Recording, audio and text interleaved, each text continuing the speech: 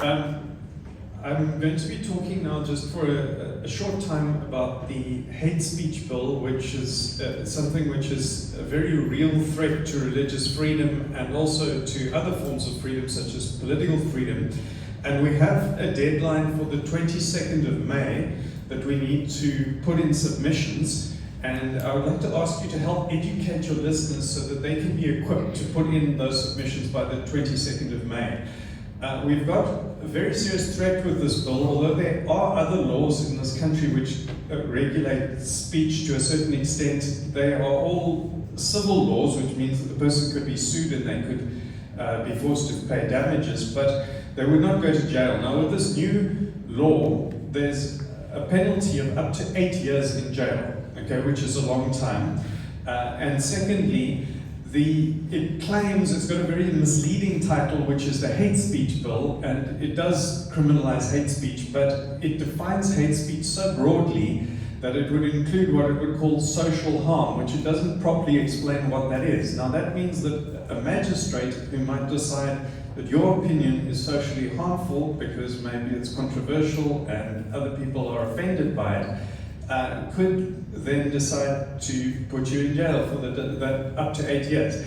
And that has a risk of creating not just harm on those individuals that go to jail, but a chilling effect on everybody else. So we can have a situation like China or Saudi Arabia or Russia, where you cannot just air your views as you would wish to do, which is then harmful to the gospel and harmful to the rest of society, because we don't have proper debate. So while we have that opportunity and the doors are still open, we want to try and get people to put in submissions by the 22nd of May.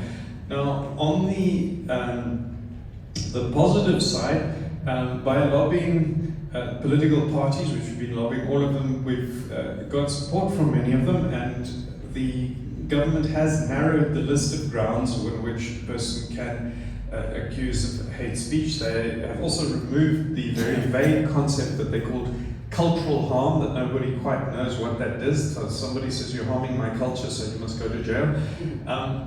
And slightly narrowed the definition of hate, and also required that any regulations would need to go to Parliament. So we've had some small wins, okay, but we've got a list of another 20 small changes to this bill which would greatly narrow the risk of innocent people going to jail.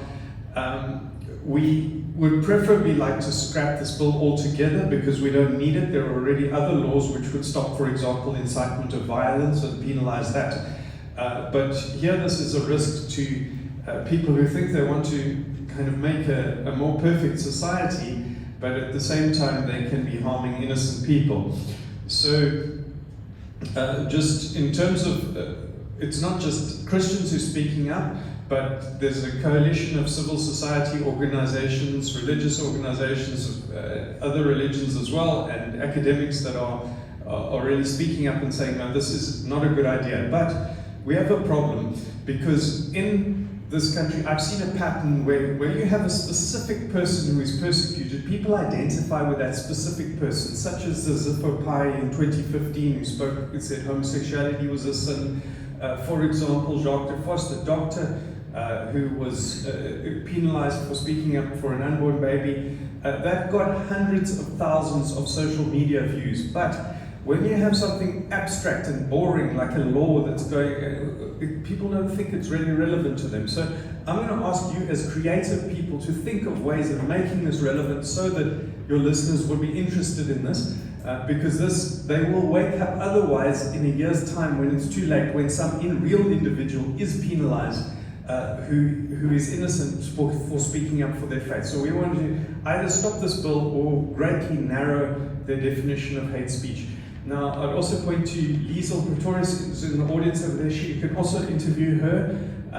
But I'm really encouraged by the work of Kingfisher FM, who put together, in my opinion, a really amazing advert in record time. And I'd like to just ask if this could be played as an example that you could consider doing something like this, or interview us, or have a debate. In fact, you can even invite the opposing side. I'll give their contact details, to have a debate on the radio, and that would be really wonderful. So if we could play that.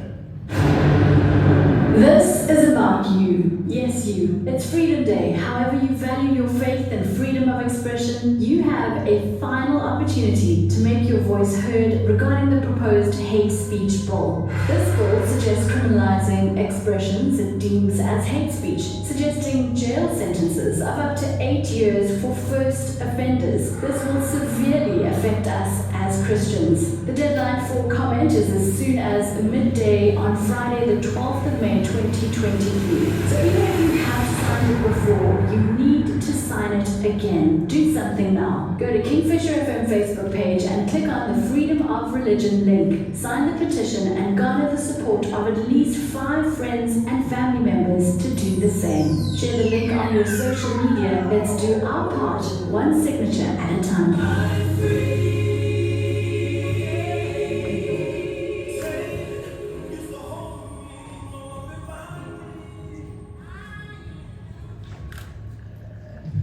Isn't that brilliant? Don't you think that was excellently put together? Okay, so the only thing that's changed there is the good news. We've had an extension of 10 days, so that's the 22nd instead of the 12th.